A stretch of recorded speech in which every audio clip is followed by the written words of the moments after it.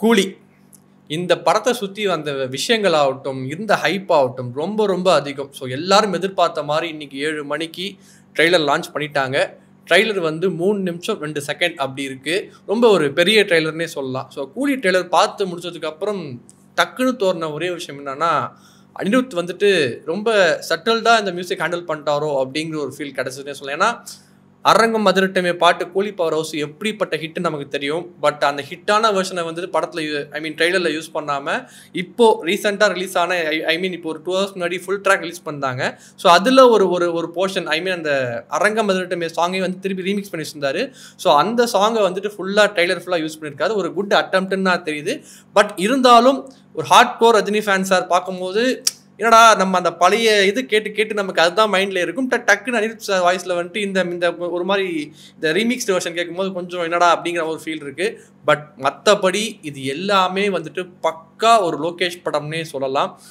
Rajini sir என்னங்க சொல்கிறது, அவரை பற்றி என்ன சொல்கிறது. ட்ரெய்லர் பார்க்கும்போது அவ்வளோ கிரேஸ்ஃபுல்லாக இருக்கார், அவ்வளோ மேன்லியாக இருக்கார். ஒவ்வொரு லுக்குமே பார்க்கறதுக்கு கெட்டப்பாக பொறுத்த வரைக்கும் ரஜினி சாருக்கு வந்துட்டு ஒரு ரெடீம் காஸ்டியூம் தான் ஃபுல்லாகவே லோகேஷ் கொடுத்துருக்காருன்னே சொல்லலாம்.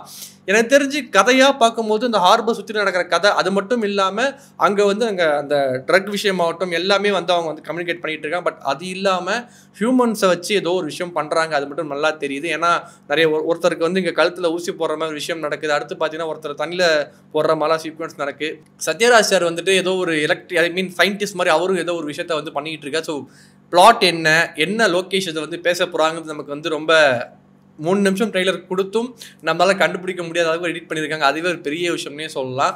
ஸோ நாகார்ஜுனா சார் ரொம்ப பக்காவாக இருக்காருங்க. எனக்கு தெரிஞ்சு ட்ரெய்லரில் வந்துட்டு எல்லாரையும் விட நாகார்ஜுனா சார் வந்து அவரோட எக்ஸ்பெக்ஷன், அவரோட வாய்ஸு இந்த படத்துக்கு ஒரு மிகப்பெரிய ப்ளஸ்ஸாக இருக்குன்னு நான் நினைக்கிறேன். ஏன்னா அந்த அளவுக்கு அவரோட ஸ்க்ரீனில் பார்க்கும்போதே அந்த அளவுக்கு சூப்பராக இருக்குன்னே சொல்லலாம். ஸோ உபேந்திரா சார் வர சீக்வன்ஸ் எல்லாமே வந்து பார்த்தீங்கன்னா எனக்கு தெரிஞ்சு ஃப்ளாஷ்பேக் போர்ஷனாக இருக்க நிறைய வாய்ப்புகள் இருக்குது.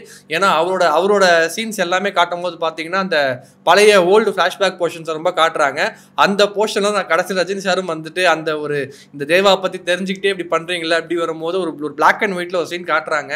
அதெல்லாம் வந்துட்டு என்ன சொல்றது, ட்ரெய்லர் பீக்டே அங்கேயே சொல்லலாம். ஏன்னா ஜெயிலர்லையும் நமக்கு வந்து அந்த ஃப்ளாஷ்பேக் போர்ஷன் காட்டிருப்பாங்க. முத்துவேல் பாண்டியனோட ஃப்ளாஷ்பேக் காட்டிருப்பாங்க. அதில் வந்து போலீஸ் கெட்டப்ல கொஞ்சம் யங் ரஜினியை காட்டிருப்பாங்க. பட் அதை வந்து லென்சல் வேறமாக ஹேண்டில் பண்ணுறாரு. இங்கே லோக்கி என்ன மாதிரி நமக்கு வந்துட்டு ஒரு மேபி டிஏஜிங் பண்ணியிருக்காரா என்னன்னு தெரியல. பட் அது நம்ம படம் பார்க்கும்போது தான் தெரியும். பட் அந்த சீக்வன்ஸை கரெக்டாக பிளாக் அண்ட் ஒயிட்ல காட்டி ஒரு விஷயம் சொல்லிட்டாங்கன்னே சொல்லலாம். ஸ்ருதிஹாசன் வந்து கரெக்டாக வந்து நம்ம சத்யராஜ் சாருக்கு பொண்ணாக தான் நடிக்கிறாங்க. சத்யராஜ் சார் வந்து ரஜினி சாரோட பெஸ்ட் ஃப்ரெண்டுன்னு நினைக்கிறேன். கிட்டத்தட்ட 30 வருஷமாக ஆன்லைன்லேயே காட்டாதவனை அப்படிங்கிற மாதிரி ஒரு வந்து ரஜினி சாருக்கு வந்து ஒரு பீக்கான ஒரு வசனம் வந்து அவர் பேசுகிறாருன்னே சொல்லலாம். ஸோ அவங்க 2 பேருக்குள்ள அந்த நட்பு பாண்டிங் எப்படி இருக்க போது கிட்டத்தட்ட நம்ம வந்து தளபதியில் பார்த்த தேவா சூர்யா மாதிரி இருக்க போதா அப்படிங்கிறத கண்டிப்பாக ரீக்ரியேட் பண்ணுற மாதிரி எல்லா விஷயமும் இருக்கும்னு நான் நினைக்கிறேன். அது மட்டும் இல்லாமல் ஸ்ருதிஹாசன் வந்துட்டு உங்களுக்கு வந்து அவர் ஃப்ரெண்டு தான், ஆனால் எங்களுக்கு அப்பா அப்படின்னு சொல்லும்போது நமக்கு வந்து கமல் சார் ஞாபகமே வருது சொல்லலாம். லோக்கி ஒரு மிகப்பெரிய ஒரு கமல் சாரோட ஃபேன்.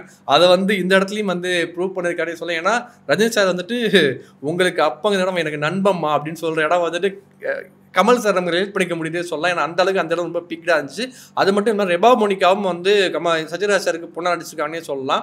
ஸோ அவங்களுக்கு வந்து ஒரு 3 பொண்ணு இருக்குது. சத்யராஜ் சார் இருக்காரு, அவர் உயிரோட இருக்காரா இல்லை இறக்குறாரா அப்படிங்கிறது நம்ம படம் பார்த்தா தான் தெரியும். பட் இந்த ஜோனில் பார்க்கும்போது கண்டிப்பாக வந்துட்டு அவர் சத்யராஜ் தொட்டனால தான் அவர் தேவா வெளியே வரான்னு நினைக்கிறேன். ஏன்னா எர்ரா கொக்கி அப்படின்னு சொல்லிட்டு சொல்கிறாரு. ஸோ ஒவ்வொரு படத்துலையும் லோக்கி வந்துட்டு ஒவ்வொரு வெப்பனை வந்து அவரோட ஹீரோஸ்க்கு கொடுப்பாரு. மேபி இதில் வந்து ரஜினி சாருக்கு வந்து அந்த கொக்கி வந்து ஒரு மிகப்பெரிய ஒரு விஷயமா இருக்கும்னு நான் நினைக்கிறேன். அது மட்டும் இல்லாமல் சௌபின் செமையாக இருக்காருங்க, சூப்பராக இருக்காரு. அவரோட வர சீன்ஸ் எல்லாமே பார்த்தீங்கன்னா அந்த ஒரு ஏரியாவில் இருக்கிற ஒரு பெரிய தலை எப்படி அந்த கூலிக்கெல்லாம் லீடராக இருப்பாங்கல்ல, ஸோ அந்த மாதிரி வந்துட்டு அவரோட ரோல் ரொம்ப பக்காவாக பர்ஃபெக்டாக இருக்குன்னு சொல்ல. அவரோட டப்பிங்கும் ரொம்ப நல்லா இருந்துச்சு. பட் டப் யார் பண்ணுறாங்க அந்த விஷயம் நல்லா இருந்துச்சு. அது மட்டும் இல்லாமல் அமீர் கான் சார் காட்ட மாட்டாங்கன்னு நினச்சேன் ட்ரைலரில். பட் அவரையுமே வந்து காட்டியிருக்காங்க. அவருமே ஷோகேஸ் பண்ணிருக்காங்க. பட் அவரோட லுக் ரொம்ப வந்து ஃபங்கியாக இருக்குது. ஒரு ட்ரௌசர் போட்டிருக்காரு, ஒரு பிளாக் டிஷர்ட் போட்டிருக்காரு. அதான் இப்பயும் வந்து கூலி ஆடையில் வச்சுக்கும் போட்டு வந்திருக்காரு. அவர் கெட்டப் ரொம்ப நல்லா இருக்குது. பட் அவருக்கு எந்த டைலாக்கும் இல்லை. பட் அவர் என்ன ரோல் ப்ளே பண்ணுறாரு ரொம்ப ஈகராக வெயிட் பண்ணிட்டு இருக்கேன். பட் அதுவுமே நமக்கு படம் வந்தால் தான் தெரியும். மற்றபடி அந்த சினிமோட்டோகிராஃபியா, எடிட்டிங்கா, அந்த லொக்கேஷனாக எல்லாமே ரொம்ப பர்ஃபெக்டாக இருக்குன்னே சொல்லலாம். கண்டிப்பாக அதில் வந்து ரஜினி சார் வந்து தேவா மேன்ஷன் அப்படிங்கிறதும் ஒரு இடத்துல குறிப்பிட்டிருக்காங்க. ரஜினி சார் வந்துட்டு முன்னாடி மேபி கூலியாக இருந்து இப்போ வந்து அவர் அமைதியாக வந்து மேன்ஷன் மட்டும் வச்சுக்கிட்டு வாழ்கிற ஒரு ஆளாக கூட இருக்கலாம். அவர் சத்யராஜ் அவர் ஏன்னா இதில் நீங்கள் தனியாக இருக்குன்னு சொல்லியிருக்காங்க. ஸோ கண்டிப்பாக வந்து ரஜினி சார் வந்து இதில் ஃபேமிலிக்குமே எதுவுமே இல்லை. அவருக்கு ஒரே சொந்தம் சத்யராஜ் அவர்கள் மட்டும்தான். அவரோட பெண்கள் தான், இவருமே ஃபேமிலி போல இருக்குது. ஸோ அந்த ஃபேமிலி கை வச்சா ரஜினி சார் என்ன மாதிரி ஒரு ஆவார் அப்படிங்கிற ஒரு சீனுமே வந்து அதில் இருக்குது. ஏன்னா அந்த படத்தை அந்த சீன் வந்து நம்ம இதுக்கு முன்னாடி அந்த பிடிஎஸ்லையும் பார்த்துருந்தோம். கண்டிப்பாக அந்த சீக்வன்ஸும் இருக்குது.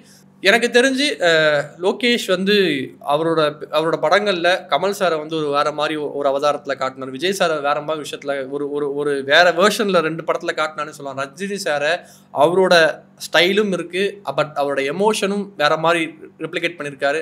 எல்லாமே நமக்கு வந்து படம் வந்தால் தான் தெரியும். கண்டிப்பாக ஒரு ட்ரெய்லர் பார்த்த உடனே கண்டிப்பாக கோலிவுட்டோட முதல் 1000 கோடி படமாக கூலி அமையும் நம்ம எதிர்பார்க்கலாம். கண்டிப்பாக அந்த ஒரு கேர்ஸ் இருக்குல்ல, மற்ற எல்லா லாங்குவேஜ்லையுமே கோலிவுட் பாலிவுட்டில் இருக்குது, டோலிவுட்டில் எல்லா இடத்துலையுமே அந்த 1000 கோடி படங்கள் வச்சுருக்காங்க. அப்படிங்கும்போது தமிழ் சினிமாவுக்கு என்னப்பா 1000 கோடி அடிக்கலையா, நமக்கு பொட்டென்ஷியல் இல்லையா, ஏகப்பட்ட விஷயங்கள் கேட்டிருந்தாங்க. பட் அது எல்லாத்துக்குமே கூலி படம் வந்து ஆகஸ்ட் 14ஆம் தேதி பதில் சொல்லணும்னு நான் நினைக்கிறேன். ட்ரெய்லர் பார்த்த வரைக்கும் ரொம்ப ரொம்ப ரொம்ப சாட்டிஸ்ஃபைடான ட்ரெய்லர். என்ன அந்த பிஜிஎம் மட்டும் நமக்கு அந்த அரங்கம் அதிரட்டுமே அப்படி இருந்தால் இன்னும் கொஞ்சம் பீக் கிடச்சிருக்கும். பட் அதெல்லாம் தாண்டி பார்த்தீங்கன்னா அந்த எல்லா செட் ஆஃப் ஒர்க்குமே அன்பரியோட ஸ்டண்ட் ஆகட்டும், சினிமாட்டோகிராஃபி ஆகட்டும், எடிட்டிங் ஆகட்டும், எல்லாமே ரொம்ப பர்ஃபெக்டாக பிளெண்டாக இருக்குது. டியூரேஷன் படத்துக்கு வந்துட்டு எனக்கு தெரிஞ்ச பிரச்சனை இருக்காது நான் நினைக்கிறேன். 3 மினிட்ஸ் ட்ரெய்லர் பார்க்கும்போது அந்த பிரச்சனை இல்லைங்கும் போது டியூரேஷனும் பெரிய பிரச்சனையுமா இருக்காது. ஸோ தமிழ் சினிமாவில் ஒரு மிகச்சிறந்த ஒரு ஃபேன்ஸ் என்டர்டெயின்மெண்ட்டான ஒரு படத்தை வந்து நம்ம ஆகஸ்ட் 14 விட்னஸ் பண்ண போகிறோம். ஒரு லோக்கியோட சம்பவம், அதுவும் தலைவர் வேர்ஷனில் காத்துக்கிட்டு இருக்குன்னே சொல்லலாம். கூலி எல்சிவா இல்லையா, எல்சிவா இருக்காதுன்னு நான் நினைக்கிறேன். ஸ்டாண்டர்ட்னு சொல்லிட்டாரு. ஏன்னா ஒரு சில பேர் இந்த சர்ப்ரைஸாக வச்சுருந்தாங்க. பட் எனக்கு தெரிஞ்சு கூலி வந்து எல்சிவா இருக்க வாய்ப்பே இல்லை. பட் இது வேறு யூனிவர்ஸில் நடக்கிற கதை மாதிரி இருக்குது. மேபி கூலி எல்சிவா இருந்தால் அதோட ரேஞ்ச் இன்னுமே வேறு மாதிரி இருக்கும்.